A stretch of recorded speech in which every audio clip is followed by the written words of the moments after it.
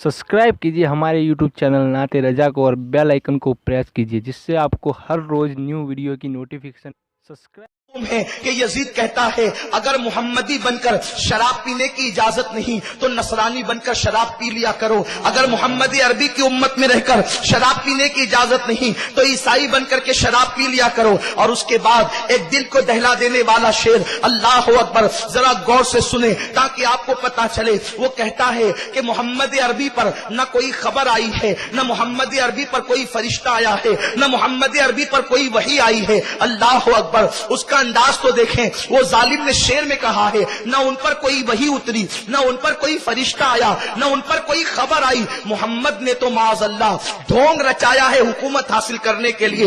नबूवत का ढोंग सिर्फ हुकूमत को हासिल करने के लिए रचाया गया। मैं तुमसे पूछना चाहता हूं और उन कलमा पढ़ने वाले नाम नेहाद यजीद के तायीद करने वालों से और उनके हिमायतियों से भी पूछना चाहता हूं जो रसूलुल्लाह को माज़अल्लाह ढोंगी कहे और हुकूमत की लालच में ढोंग रचाने वाला कहे, क्या वो बंदा जन्नती हो सकता है? उसके लिए रहमुल्लाह कहने की कोई गुंजाइश है? अगर इमाम की शहादत सिर्फ उसके सर पर नहीं है, इमाम की शहादत के साथ साथ उस बदतरीन इंसान का ये जुर्म है कि उसने आकाए करीम सल्लल्लाहु अलैहि वसल्लम की नबूवत का इनकार भी किया है। आकाए करीम सल्लल्लाहु अलैहि वसल्लम को माज़अल्लाह उसने ढोंगी कहा है। आप गौर तो फरमाए ये कितने बदतरीन अल्फाज है जो हुजूर सय्यद आलम सल्लल्लाहु अलैहि वसल्लम की शान में कहे गए हैं। माज़अल्लाह एक खुला हुआ काफिर भी ऐसे अल्फाज हुजूर सय्यद आलम सल्लल्लाहु अलैहि वसल्लम की शान में नहीं कहता, लेकिन यजीद ने ऐसे अशआर कहे हैं जिससे मेरे आका सल्लल्लाहु अलैहि वसल्लम की नबूवत पर उसने उंगली खड़ी की है, उसने उंगली उठाई है। ऐसे शख्स की हिमायत करना यह दीन को ढाने के मुतरादिफ है। ऐसे शख्स की हिमायत करना यह दीन के साथ बेवफाई है। ऐसे शख्स की हिमायत करना यह दीन के साथ गद्दारी है। मेरे प्यारे आका सल्लल्लाहु अलैहि वसल्लम के प्यारे दीवानों, यजीद ने सिर्फ इतना ही नहीं कहा बल्कि मीरातुल असरार के अंदर लिखा हुआ है कि यजीद कहता है कि मैंने मोहम्मद अरबी के दीन का तौक अपने गले से उतार दिया है और अब मैं नसरानी हो चुका हूं। आप गौर फरमाएं, ये उसके खुले हुए अशआर हैं जिसने उसके अंदर कहा कि माज़अल्लाह मैं नसरानी हो चुका हूं। आप गौर तो फरमाएं, जिसने खुद ईसाइयत का दावा कर लिया कि मैं ईसाई हो चुका हूं, अब उसको मोमिन साबित करने के लिए हदीस कुस्तुनतुनिया का पेश करना। पहली बात तो जिस हदीस को हदीस कुस्तुनतुनिया कहा जाता है उसके अंदर लफ्ज़ कुस्तुनतुनिया है भी नहीं। दूसरी चीज ये है कि उसमें यजीद का नाम भी नहीं है, उसमें यजीद की तरफ कोई इशारा भी नहीं है। सिर्फ एक हदीस को लेकर ऐसे बदतरीन जालिम को जन्नती साबित करना खुद को जहन्नमी बनाने के मुतरादिफ है। आप क्या समझते हैं? इमाम अर्श मकाम इमाम हुसैन का कटा हुआ सर जिस वक्त यजीद के सामने लाया गया तो उस वक्त यजीद ने अशआर पढ़े, आज अगर मेरे आबा व अजदाद जिंदा होते या मेरे आबा व अजदाद खुश हो रहे होंगे कि मैंने मोहम्मद से उनके कत्ल का बदला ले लिया है। मोहम्मद अरबी ने जो मेरे बाप दादाओं को बद्र के मैदान में कत्ल किया था, आज मैंने उसका बदला मोहम्मद अरबी से ले लिया है। जो रसूलुल्लाह से बदला लेने की बात करे, मुसलमानों किसी के कुफ्र के लिए बस इतनी बात है, फतावा आलमगीरी में है कि अगर कोई रसूलुल्लाह की नालैन को, हुजूर की जूतियों को जुतड़ी कहे वो काफिर हो जाएगा। आका की नालैन की जो तौहीन करे वो काफिर हो जाएगा। तो जो रसूलुल्लाह से बदला लेने की बात करता हो वो मोमिन कैसे हो सकता है? उसके बाद सिर्फ ये नहीं, यजीद का कारनामा ये नहीं, काजी अयाज रहमतुल्लाहि ताला अलैह अपनी किताब शिफा में लिखते हैं कि जिसने ये कह दिया कि हुजूर के कपड़े मैले हो गए थे, आका के कुर्ते को मैला कहने की बुनियाद पर भी आदमी काफिर हो जाता है। हुजूर अलैहिस्सलाम का लिबास कभी मैला नहीं हुआ, लेकिन हुजूर के लिबास को जो मैला कहेगा, काजी अयाज मालिकी रहमतुल्लाह अलैह अपनी किताब शिफा में लिखते हैं कि वो काफिर हो गया जिसने हुजूर के कपड़ों को मैला कह दिया। आका के लिबास मुबारक को मैला कहने की बुनियाद पर जब कोई काफिर हो जाए, उसके बाद आकाए करीम सल्लल्लाहु अलैहि वसल्लम की नालैन को जुतड़ी कहने की बुनियाद पर कोई काफिर हो जाए, आकाए करीम सल्लल्लाहु अलैहि वसल्लम के मोए मुबारक की तौहीन करने की बुनियाद पर कोई काफिर हो जाए। आप गौर फरमाए, ये छोटे छोटे बजाइल देखने में ये छोटे जुमले हैं, इससे जब इंसान काफिर हो सकता है तो जो ये कहे कि मैंने मोहम्मद से बद्र का बदला ले लिया है वो बंदा मोमिन कैसे हो सकता है? वो रहमुल्लाह कैसे हो सकता है? ये यजीद का आलम है। उसके बाद मेरे आका मुस्तफा करीम सल्लल्लाहु अलैहि वसल्लम ने अलल ऐलान फरमाया, नाम लेकर फरमाया कि मेरी उम्मत हक पर कायम रहेगी, میری سنت کو سب سے پہلے جو بدلے گا وہ بنو امیہ کا ایک بندہ ہوگا جس کا نام یزید ہوگا. آقا کریم صلی اللہ علیہ وسلم نے یزید کا نام لے کر اس کی مذمت فرمائی. اس کے بعد آقا ارشاد فرماتے ہیں میں نے خواب دیکھا کہ میرے منبر پر بندر ناچ رہے ہیں. آقا سے پوچھا گیا یا رسول اللہ یہ بندروں کے ناچنے کی تعبیر کیا ہے؟ آقا فرماتے قریش کے کم عمر لڑکے حکومت کریں گے. بخاری شریف کی حدیث ہے حضرت ابو ہریرہ رضی اللہ تعالی نے فرمایا اور محدثین نے اس کی شرح کی. حضرت ابو ہریرہ دعا کرتے تھے اے اللہ سن 60 ہجری کی حکومت سے مانگتا ہوں. آپ غور فرمائے آخر سن 60 ہجری کی حکومت سے ابو ہریرہ کیوں پناہ مانگ رہے ہیں؟ صرف اس لیے کہ 60 ہجری کے بعد جو ہے وہ یزید لوگوں کے درمیان بادشاہ بننے والا تھا اور وہ تخت نشین ہونے والا تھا. میرے پیارے آقا صلی اللہ علیہ وسلم کے پیارے دیوانوں احادیث میں صاف طور پر یزید کی حکومت کی مذمت کی گئی. صحابہ نے اس کی حکومت کی مذمت کی. اتنا ہی نہیں یزید کا صرف یہی کارنامہ نہیں ہے بلکہ معاذ اللہ یزید پلید کا کارنامہ کیا ہے؟ اس نے سن 63 ہجری کے اندر یعنی اپنی زندگی کے اواخر میں ایک قافلہ بھیجا, ایک لشکر جرار بھیجا مدینہ منورہ پر حملہ کرنے کے لیے. بات یہ تھی لوگ آج یہ بات کہتے ہیں, محمود عباسی نے بھی اپنی کتاب میں یہ بات لکھی ہے کہ آخر سب نے بیعت کر لی, امام حسین نے بیعت کیوں نہیں کی؟ توجہ کرنے کی بات ہے. صحابہ کے اور بھی اولاد تھے, صحابہ کے اور بھی بچے تھے, ان لوگوں نے بیعت کی. دیگر مکہ والوں نے مدینے والوں نے بیعت کی, امام حسین نے کیوں نہیں کی؟ امام حسین نے 3 سال پہلے جس چیز کو محسوس کیا تھا 3 سال کے بعد دوسروں نے اس کو محسوس کیا. اگر وہ لوگ بھی 3 سال پہلے اس کو محسوس کرتے تو وہ بھی یزید کی بیعت نہ کرتے. امام حسین کی نظر 3 سال پہلے جہاں پہنچی دوسرے صحابہ کے بیٹوں کی نظر 3 سال کے بعد وہاں پہنچی. اسی لیے 61 ہجری میں امام حسین نے بیعت سے انکار کیا. لیکن 63 ہجری میں کیا ہوا سنیے. حضرت عبداللہ ابن حنظلہ یہ غسیل الملائکہ کے صاحبزادے ہیں, انہوں نے اپنا امامہ اتارا اور امامہ اتار کر کے پھینکا اور فرمایا کہ جیسے میں نے اپنے امامے کو پھینک دیا نکال کر ویسے میں نے یزید کی بیعت کو پھینک دیا. پھر کسی نے جوتا اتارا اور اس محفل میں پھینکا, کہا جیسے میں نے اپنا جوتا اتار کے پھینک دیا اسی طرح سے میں نے یزید کی بیعت کو پھینک دیا. یعنی جو لوگ سن 61 ہجری کے اندر بیعت کرتے ہیں مجبوری کے تحت, 63 میں یزید کا ظلم جب حد سے بڑھ گیا تو وہ بیعت توڑ دیتے ہیں. بیعت کر کے بیعت اس لیے توڑی کہ جہاں 61 میں امام حسین کی نظر پہنچی دوسروں کی نظر وہاں 63 میں پہنچی. اس لیے امام کو بیعت کرنا سے انکار کرنا گوارا ہوا, لیکن بیعت کر کے توڑ دینا یہ حسین کی شان نہیں تھی. اس لیے کہ کوئی ماں کا دودھ پی کر بڑا ہوا تھا, امام حسین نانا کی زبان چوس کر کے پرورش پا رہے تھے. اس لیے امام کی نظر وہاں پہنچی تھی جہاں اوروں کی نظر نہیں پہنچی. راوی بیان کرتے ہیں لوگ امامہ اتار کر پھینکتے رہے, جوتے اتار کر پھینکتے رہے اور کہتے تھے ہم نے یزید کی بیعت کو پھینک دیا. یہاں تک کہ اس محفل کے اندر جوتوں کی اور اماموں کی ایک انبار لگ گیا اس کا. جب یزید کو پتا چلا ایک قافلہ, حضرت عبداللہ ابن حنظلہ کہتے ہیں کہ قافلہ مدینہ منورہ سے یزید کے دربار میں پہنچا. یزید نے 1-1 لاکھ روپیہ قافلے کے ہر شخص کو دیا تحفتاً اور کہا کہ مدینے جا کر میری تعریف کرنا. لیکن یزید کا اتنا ظلم تھا, اتنی فحاشی تھی, ایسی بد کرداری تھی کہ 1 لاکھ روپیہ قبول کرنے کے بعد بھی جب وہ لوگ آئے ہیں تو آ کر کے انہوں نے بتایا کہ یزید کھلے عام شراب پیتا ہے, یزید جو ہے وہ زنا کو عام کر رہا ہے, یزید کتوں کے ساتھ کھیلتا ہے, یزید بندروں کا ناچ دیکھتا ہے. یہ ساری تفصیلات جب صحابہ کے بیٹوں کے سامنے پیش کی گئی اور کچھ صحابہ تھے جو بوڑھے ہو چکے تھے ان کے درمیان پیش کی گئی تو اہل مدینہ نے اس کی بیعت سے انکار کر دیا. پھر اس نے 63 میں جو ہے وہ 1000 کا لشکر مدینہ منورہ پر مسلم کی قیادت میں روانہ کیا اور اس نے کہا کہ پہلے مدینے والوں پر میری بیعت کو پیش کرنا, اگر وہ دوبارہ بیعت کر لیتے ہیں تو ٹھیک ہے ورنہ مدینے کو لوٹ لینا اور 3 دن تک کے مدینے کی تمام عورتیں تم پر حلال ہے, جو چاہنا ان کے ساتھ سلوک کرنا.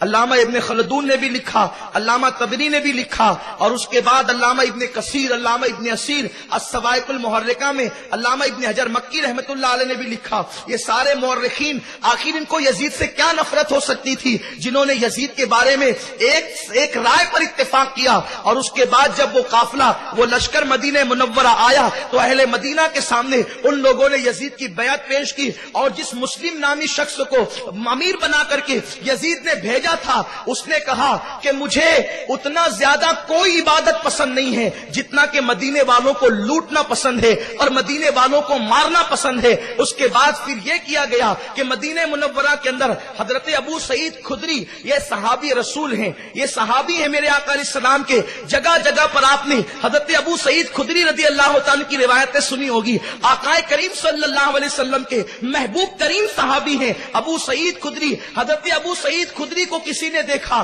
कि आपके चेहरे पे दाढ़ी नहीं है, आपकी दाढ़ी मोड़ दी गई है, तो हजरत अबू सईद से किसी ने पूछा, ऐ सहाबी रसूल, आपके चेहरे पर तो बड़ी खूबसूरत दाढ़ी थी, आपके चेहरे पर तो बड़ी हसीन दाढ़ी थी, आपके चेहरे की दाढ़ी क्या हो गई? तो हजरत अबू सईद खुदरी फरमाते हैं कि जिस वक्त यजीदियों का काफिला मदीने मुनव्वरा में हमला करने के लिए आया, वो मेरे घर के अंदर घुस गए और जब मेरे घर के अंदर घुसे तो घर के अंदर जब कोई माल नहीं मिला तो उन्होंने मेरी खूब पिटाई की और पिटाई करने के बाद एक एक बाल नोच नोच कर उन्होंने मेरी दाढ़ी का निकाल किया, हत्ता कि मेरी पूरी दाढ़ी उन लोगों ने उखाड़ दी। उसके बाद से अब तक मेरे चेहरे पर जो है वो दाढ़ी के बाल नहीं आए। और उसके बाद यजीदियों ने 3 दिन तक मस्जिद नबवी शरीफ के अंदर किसी को दाखिले की इजाजत नहीं दी। आका करीम सल्लल्लाहु अलैहि वसल्लम ने पहले ही गैब की खबर दी थी। आका फरमाते हैं एक वक्त मदीने मुनव्वरा पर वो आएगा कि मदीने के फलों को और मदीने के अनाज को और मदीने मुनव्वरा की खजूरों को जानवर और चूहे खाएंगे। उस वक्त मदीने मुनव्वरा जब यजीदियों के खौफ से खाली हो गया तो मदीने मुनव्वरा के फलों को जानवरों ने और चूहों ने खाया। इस तरह से मेरे आका सल्लल्लाहु अलैहि वसल्लम ने जो पेशिन गोई फरमाई थी, आका करीम सल्लल्लाहु अलैहि वसल्लम ने जो पहले से गैब की खबर दी थी, लोगों ने अपनी माथे की आंखों से देखा। फिर क्या हुआ? मदीने तैयबा के अंदर मस्जिद नबवी शरीफ, वो मस्जिद नबवी शरीफ बुखारी शरीफ की हदीस से आका फरमाते हैं कि मेरे मिंबर और मेरे घर के दरमियान की जो जगह है वो जन्नत के क्यारियों में से एक क्यारी है। आका इरशाद फरमाते हैं मेरा मिंबर हौजे कौसर पर है, जो जन्नत की क्यारियों में से क्यारी हो। आका का मिंबर हौजे कौसर पर है। यजीदियों ने वहां पर घोड़े बांधे, अपने जानवर बांधे। जब घोड़े और जानवर पेशाब करते तो वो पेशाब और लीद जो है वो रियाजुल जन्ना के अंदर गिरती, आका के मिंबर पर पड़ती। 3 दिन तक मस्जिद नबवी के अंदर न अजान हुई, न जमात हुई, न नमाज हुई। हजरत सईद इब्ने मुसय्यिब रदी अल्लाह तआला अन्हु फरमाते हैं मैं पागल और दीवाना बन करके उनके दरमियान घूमता रहा। पहले जब उन्होंने मुझे देखा, ये सईद इब्ने मुसय्यिब जो है वो जलीलुल कद्र ताबईन में से है, हजरत मौलाए कायनात अली मुर्तजा के शागिर्द हैं। इनको पहले खूब मारा पीटा और जब पागलों जैसी आपने गुफ्तगू की तो आपको छोड़ दिया गया। हजरत सईद इब्ने मुसय्यिब फरमाते हैं जब अजान का वक्त आता तो मैंने अपने कानों से मजार रसूल से अजान की आवाज सुनी और जब नमाज का वक्त आता तो मैंने नमाज पढ़ने की आवाज भी सुनी। इस तरीके से मैं नमाज पढ़ता। मेरे प्यारे आका सल्लल्लाहु अलैहि वसल्लम के प्यारे दीवानों, यजीदियों ने ये जुल्म उठाए। अब मैं आपसे पूछना चाहता हूं, इतना ही नहीं बल्कि मुअर्रिखीन लिखते हैं, अल्लामा तबरी लिखते हैं 1000 कंवारी लड़कियों से ज़िना की वजह से नाजायज बच्चे तवल्लुद हुए, नाजायज बच्चे पैदा हुए। और उसके बाद फिर क्या हुआ? मेरे प्यारे आका अलैहिस्सलातु व तस्लीम के प्यारे दीवानों, मदीने मुनव्वरा के अंदर एक वादी है, वहां पर लोगों को कत्ल किया गया, छुरी से ज़िबा किया गया, तलवारों से शहीद किया गया। और फिर उसके बाद वहां पर तकरीबन 700 सहाबा को शहीद किया गया। यजीदियों ने सिर्फ एक इमाम हुसैन का कत्ल नहीं किया, 700 सहाबा को शहीद किया। और उसके बाद जो ताबईन की तादाद है वो उससे ज्यादा है। आप गौर फरमाएं, 700 सहाबा को शहीद करवाने वाला यजीद है, रसूलुल्लाह के कुंबे को खत्म करवाने वाला यजीद है। उसके बावजूद भी उन कलमा पढ़ने वालों को शर्म आनी चाहिए कि जो ये कहते हैं कि यजीद जन्नती है, हदीस कुस्तुनतुनिया की बुनियाद पर यजीद जन्नत में जाएगा। नादानो, अगर तुम्हें शर्म नहीं है और अहले बैत से मोहब्बत नहीं है तो तुम तो ये सहाबा की अजमत के दावेदार बनते हो, अजमत सहाबा का नारा लगाते हो। जिस शख्स के कहने पर 700 सहाबा को शहीद किया गया हो, हजरत अबू सईद खुदरी जैसे को तमाचे लगाए गए हो, उनकी दाढ़ी नोच ली गई हो, ये सब तो यजीद के हुक्म पर किया गया। इतना ही नहीं, तुम तो कम से कम मस्जिदों मेहराब के ठेकेदार बने हो। मस्जिद नबवी शरीफ जिसके अंदर एक रकत का सवाब 50,000 रकत के बराबर है। अल्लाह अकबर। उस मस्जिद के अंदर घोड़े बंधवाए गए, उस मस्जिद के अंदर घोड़ों से पेशाब करवाया गया, घोड़ों की लीदें जो है वो रियाजुल जन्ना के अंदर पड़ी। इतना ही नहीं, ये सारी चीजों को मद्देनजर रखते हुए नवाब सिद्दीक हसन भोपाली, जो गैर मुकल्लिद फिरके का एक बड़ा मौलवी माना जाता है, उसने अपनी किताब में लिखा कि यजीद को बुरा कहना लाजिम है, और वो ये भी लिखता है कि यजीद पर लानत करना यह भी जायज है, और वो दलील देता है कि हजरत इमाम अहमद इब्ने हंबल ने यजीद पर लानत को जायज कहा है, इसलिए हम भी यजीद पे लानत करते हैं।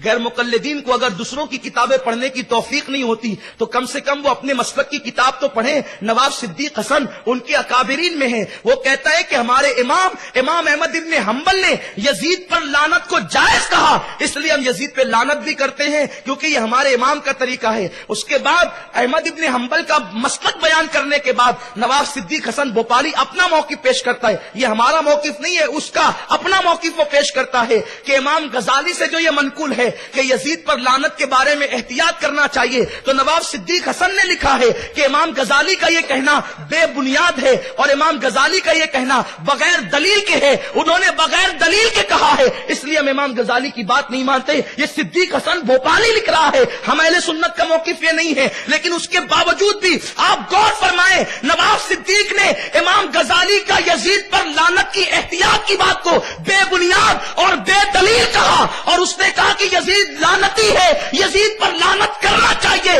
इसलिए कि तारीखी शवाहिद बताते हैं कि यजीद लानती है। अब उसके बावजूद भी अगर कोई ये कहे कि हदीस कुस्तुनतुनिया के अंदर यजीद जन्नती है, इसलिए कि वो पहला लश्कर जो कुस्तुनतुनिया पे हमला करेगा वो जन्नती है। गौर फरमाएं मेरे प्यारे आका सल्लल्लाहु अलैहि वसल्लम के प्यारे दीवानों, इमाम बुखारी रहमतुल्लाहि ताला अलैह ने जो हदीस कुस्तुनतुनिया का जिक्र किया, पहली बात तो उसमें कुस्तुनतुनिया का लफ्ज नहीं है, बल्कि आका ने मदीने कैसर फरमाया है कि जो कैसर के शहर पर हमला करेगा वो पहला लश्कर मगफिरत याफ्ता है, यानी उसकी अल्लाह ताला मगफिरत फरमा देगा।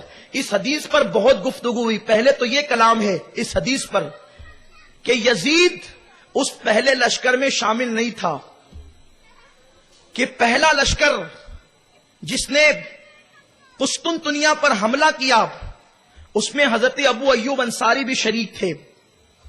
और उसके बाद इतना ही नहीं, मुहद्दिसीन ने लिखा कि जिस वक्त पहले लश्कर ने कुस्तुनतुनिया पर हमला किया उस वक्त यजीद की उम्र 5 साल या 7 साल थी, कम से कम 5 और ज्यादा से ज्यादा 7 साल की थी। इसलिए क्या यजीद जो शराबी था जवानी में, वो बचपन में इतना ज्यादा बहादुर था कि 5 साल की उम्र में वो जो लश्कर में शरीक हो रहा था। यजीद जो शरीक हुआ है वो तीसरे या चौथे हमले में शरीक हुआ, और उसकी शिरकत की दास्तान अल्लामा इब्ने कसीर अपनी किताब अल बिदाया वन निहाया में यूं तहरीर फरमाते हैं कि यजीद अल्लाह अकबर, उसके वालिद जनाब अमीर मुआविया रदी अल्लाह ताला ने कुस्तुनतुनिया पर लश्कर को भेजा कि हमला करो, और फिर यजीद से कहा कि तुम भी जाओ। वो तीसरा या चौथा हमला था। उसके बाद यजीद ने बहाना किया कि मैं शरीक नहीं हो सकता, मुझे ये मसला दरपेश है। और उसके बाद जब वो लश्कर गया वहां पर, और वहां जाने के बाद उन लोगों ने वहां की खबर जनाब अमीर मुआविया रदी अल्लाह ताला को लिखी कि हुजूर यहां पर लोग बीमार पड़ रहे हैं, यहां पर लोग बुखार में मुब्तला हैं, और यहां पर ये परेशानी है, यहां की आबो हवा मुसलमानों को रास नहीं आती। तो उस वक्त यजीद एक लड़की को अपने बगल में लेकर बैठा था और उसने शेर पढ़ना शुरू किया कि वहां तो लोग कैसरे रोम के शहर में परेशान हैं और बीमारियों में मुब्तला हैं और खाने के दाने दाने को मोहताज है, और यहां पर मैं ऐश कर रहा हूं फला लड़की के साथ। उस लड़की का नाम लेकर उसने कहा कि मैं तो फला फला के साथ ऐश कर रहा हूं, और वो तो वहां बीमारियों के अंदर परेशानी में मुब्तला है, वो तो वहां तकलीफों के अंदर मुब्तला है। जब ये अशार की खबर हजरत सैयदना अमीर मुआविया रदी अल्लाह ताला को पहुंची तो आपने फरमाया मुसलमान अल्लाह की राह में जिहाद के लिए निकलते हैं और तू उनका मजाक उड़ाता है, तू उनके हिज्व में अशार पढ़ता है। आपने फरमाया अब तेरी सजा ये होगी कि तू भी वहीं जाएगा जहां वो लोग हैं। तो हजरत अमीर मुआविया रदी अल्लाह ताला ने यजीद पलीद को बतौर सजा जो है वो कुस्तुनतुनिया की तरफ रवाना किया। यजीद नहीं गया, उसको बतौर सजा भेजा गया। अब اب میں تم سے پوچھنا چاہتا ہوں میرے پیارے آقا صلی اللہ علیہ وسلم کے پیارے دیوانوں، یزید کو جنتی کہنے والے کہاں ہیں جس کو بطور سزا جو ہے وہ بھیجا گیا ہے، اور اس کے بعد جو ہے وہ یزید پلید جو ہے سزا کے طور پر قسطنطنیہ گیا، اور پھر زبردستی سے ادھر ادھر سے یزید کو اس حدیث کے اندر گھسیڑا جاتا ہے اور اس کو جنتی کہنے کی بات کی جاتی ہے۔ میرے پیارے آقا صلی اللہ علیہ وسلم کے پیارے دیوانوں، اتنا ہی نہیں، اگر بفرض محال یہ بات مان بھی لی جائے کہ یزید اس پہلے لشکر میں شریک تھا، جبکہ وہ شریک نہیں تھا، وہ شریک نہیں تھا، لیکن اگر کوئی زبردستی سے اس کو گھسیڑ بھی دیتا ہے تو ہمارے علماء کرام نے بہت پیارا جواب دیا۔ یہ جو آقا کریم صلی اللہ علیہ وسلم نے مغفور لہم فرمایا کہ وہ لوگ مغفرت یافتہ ہیں جو قسطنطنیہ کے پہلے لشکر میں شریک ہوں گے، بہت سی چیزوں پر ہے۔ جیسے میرے آقا علیہ السلام فرماتے ہیں جب دو مسلمان آپس میں مصافحہ کرتے ہیں تو اللہ تعالیٰ دونوں کی مغفرت فرما دیتا ہے۔ یہ نہیں جنتی نہیں، حدیث میں جنتی نہیں ہے، حدیث میں مغفور لہم ہے کہ وہ لوگ مغفرت یافتہ ہیں۔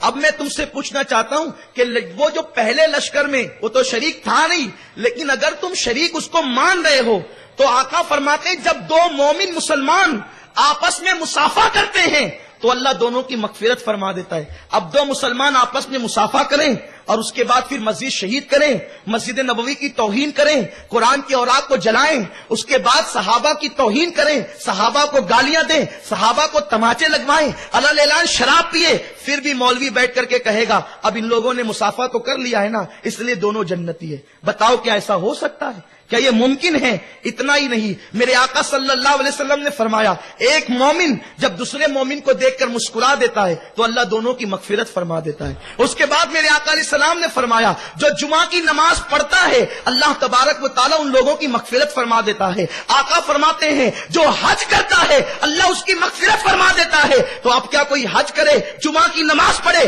اور پھر وہ یہ کہے کہ میں نے معاذ اللہ اگر دین محمدی کے اندر شراب پینے کی اجازت نہیں تو عیسائی بن کر کے شراب پی لیا کرو، پھر بھی اس کے جنتی ہونے کا خطبہ پڑھا جائے گا؟ کتنے شرم کی بات ہے، کتنی حیا کی بات ہے۔ اصل میں یزید سے محبت نہیں ہے، امام حسین سے عداوت ہے، امام حسین سے بغض ہے، صرف اس بنیاد پر یزید کو جنتی قرار دے دیا جا رہا ہے، ورنہ یہی طبقہ ہے جو یزید کے جنتی ہونے کا خطبہ پڑھ رہا ہے۔ یہ کہتے ہیں کہ کوئی کون جنت میں جائے گا یہ گارنٹی سے نہیں کہا جا سکتا۔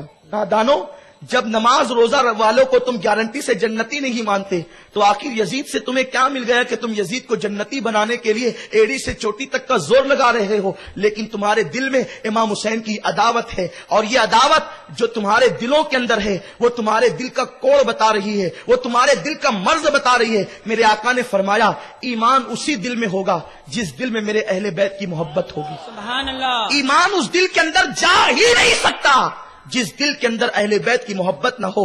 آقا کریم صلی اللہ علیہ وسلم نے تو بتا دیا۔ حضرت انس بن مالک رضی اللہ تعالیٰ عنہ فرماتے ہیں، مشکات شریف کی حدیث ہے، آقا فرماتے ہیں علی تم سے محبت وہی کرے گا جو مومن ہوگا، منافق تم سے محبت کر ہی نہیں سکتا۔ انس بن مالک فرماتے ہیں ہم لوگ جب یہ معلوم کرنا چاہتے تھے کہ کون اپنا ہے کون پرایا ہے، حضرت انس بن مالک کہتے ہیں اس کے بعد حضرت سیدنا ابو سعید خدری فرماتے ہیں کہ جب حضرت فاروق اعظم کی عثمان غنی کی شہادت ہو گئی تو کچھ یہودی کلمہ پڑھ کے مسلمان ہو گئے، لیکن وہ دل کے اندر سے یہودی تھے اور وہ اندر سے ان کے دل میں یہودیت تھی، وہ مسلمانوں کے اندر انتشار پیدا کرتے۔ تو ہم لوگ جو ہے وہ کھل کر کے بات نہیں کرتے تھے، راز کی بات کسی سے کرتے نہیں تھے، اس لیے نہیں کرتے تھے کہ یہ یہودی اور اسلام کو نقصان پہنچانے کے لیے آئے۔ پھر پوچھا گیا کہ پھر آپ لوگ کیسے پہچانتے کہ مومن کون ہے؟ کیونکہ یہودیوں نے بھی داڑیاں بڑھا لی، سر پہ امامے باندھے، نمازی بن گئے، مسجد نبوی میں آ کے کھڑے ہو گئے، تو پہچان کیا تھی تمہارے پاس کہ یہ یہودی ہے یا مسلمان ہے؟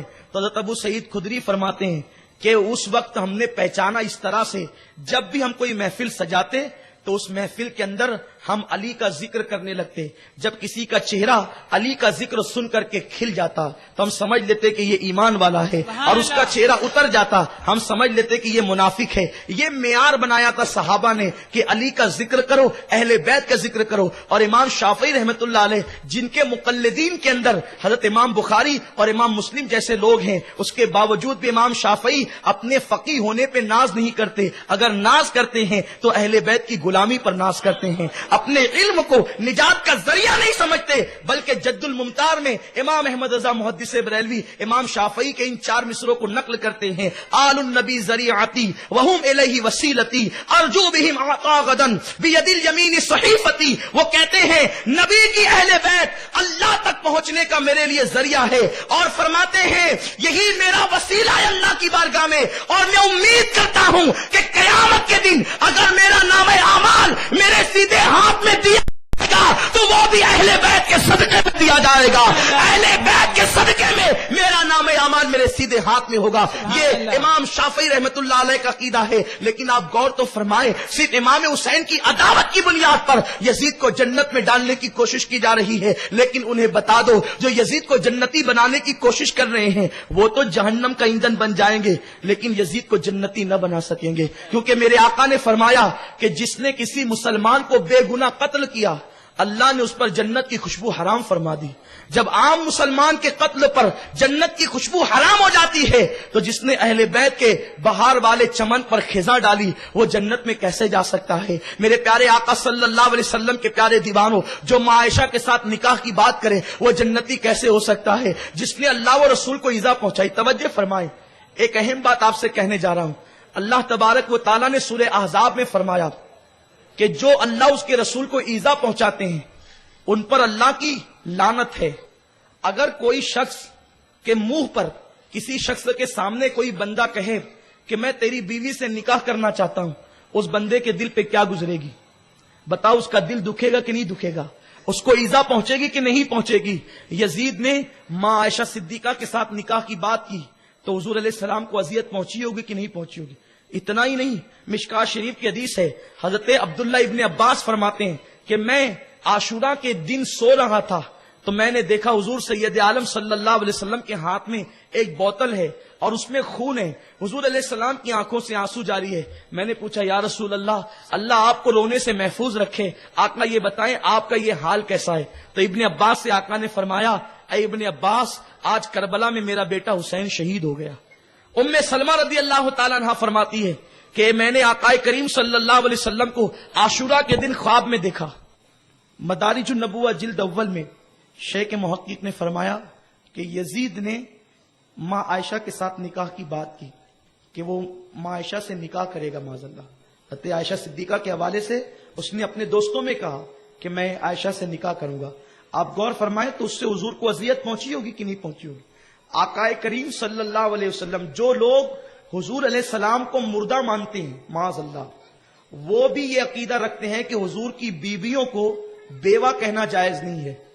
غیر مقلدین بھی حضور کی بیویوں کو بیوہ کہنے کی اجازت نہیں دیتے، اور دوسرے مسلک کا بھی یہی حال ہے۔ اب میں پوچھنا چاہتا ہوں کہ اس سے بڑا حق کیا ہوگا؟ بیوہ اسی کو کہتے ہیں جس کا شوہر مر جاتا ہے۔ جب حضور کی بیویوں کو بیوہ نہیں کہہ سکتے، حضور کی بیویوں کو زوجہ ہی کہتے ہیں اور ام المومنین ہی کہتے ہیں، تب میں آپ سے پوچھنا چاہتا ہوں کہ یا تو شوہر کو مردہ ماننے والے عورتوں کو بیوہ مانیں، اور جب عورتوں کو بیوہ نہیں مانتے تو پھر ماننا پڑے گا کہ حضور صلی اللہ علیہ وسلم اپنی قبر انور کے اندر زندہ ہیں۔ تو آقا کریم صلی اللہ علیہ وسلم کی زوجہ مقدسہ وہ بھی عظیم جس کو دنیا محبوبہ محبوب رب العالمین کہتی ہو، اس مقدس زوجہ کے حوالے سے ایسا ناپاک جملہ کہنے والا یزید نے میرے آقا کے دل کو اذیت پہنچائی، اور جب اس نے آقا کریم صلی اللہ علیہ وسلم کے دل کو اذیت پہنچائی تو بتائیں جو حضور علیہ السلام کے دل کو اذیت پہنچائے وہ یزید جنتی کیسے ہو سکتا ہے؟ بلکہ سرکار غریب نواز کی غیرت نے تو یہ بھی گوارا نہیں کیا کہ جہاں پر امام حسین کا ذکر ہو وہاں یزید کا ذکر ہو۔ حضرت غریب نواز کی طرف 4 مصرے منسوب ہے۔ غریب نواز فرماتے ہیں، شاہ است حسین، بادشاہ است حسین، دین است حسین، دی پناہ است حسین، سرداد نداد دست در دست یزید، حقا کی بنا لا الہ است حسین۔ توجہ فرمائیں، حضرت غریب نواز نے 4 مصرے کہیں، 3 مصروں میں آپ نے امام حسین کا ذکر کیا، مگر ان مصروں میں آپ نے یزید کا ذکر نہیں کیا، اور جس ایک مصرے میں آپ نے یزید کا ذکر کیا اس مصرے میں آپ نے امام حسین کا ذکر نہیں کیا. غریب نواز کی غیرت کو گوارا نہیں ہے کہ ایک مصرے میں حسین اور یزید کو جمع کر لے. ارے جب غریب نواز جیسا بندہ غلام یزید اور حسین کو ایک مصرے میں جمع کرنا گوارا نہیں کرتے تو اللہ تو سب سے زیادہ غیرت والا ہے. وہ ایک جنت میں حسین کو اور یزید کو کیسے جمع کر لے گا؟ سبحان اللہ، نعرہ سب سے زیادہ غیرت والا اللہ ہے. آقا فرماتے ہیں عمر سب سے زیادہ غیرت والے ہیں، اس سے زیادہ غیرت والا میں ہوں اور سب سے زیادہ غیرت والا اللہ ہے. جب غریب نواز کے عشق کی غیرت کو ایک مصرے میں دونوں کو جمع کرنا گوارا نہ ہوا تو اللہ غیرت والا ایک جنت میں دونوں کو کیسے جمع کرے گا؟ اور یزید کا جنتی ہونا کسی حدیث سے نام لے کر ثابت نہیں، لیکن کئی حدیثوں سے ثابت ہے کہ میرے آقا نے فرمایا حسین اور حسن جنتی جوانوں کے سردار ہیں. صرف جنتی نہیں ہیں بلکہ جنتی جوانوں کے سردار ہے. آقا نے تو یہاں تک فرمایا، علامہ ابن حجر بیان کرتے ہیں کہ جب اللہ جنتیوں کو جنت میں داخل فرمائے گا سب لوگ جنت میں چلے جائیں گے اور جہنمی جہنم میں جائیں گے تو اس وقت جنت کہے گی مولا تیرا مجھ سے وعدہ تھا کہ میں تجھے زینت دوں گا. مولا تیرا مجھ سے وعدہ تھا کہ یہ جنت میں تجھے زینت دوں گا، پروردگار میری زینت کہاں ہے؟ تو اللہ رب العزت فرمائے گا اے فرشتوں اس مقام سے پردے ہٹا دو. جب پردے ہٹا دیے جائیں گے تو لوگ دیکھیں گے کہ امام حسن اور امام حسین وہاں موجود ہوں گے. اللہ فرمائے گا اے جنت یہی تیری زینت ہے. جسے میرے آقا علیہ السلام نے زینت جنت قرار دیا ہو وہ حسنین کریمین کی ذات ہے.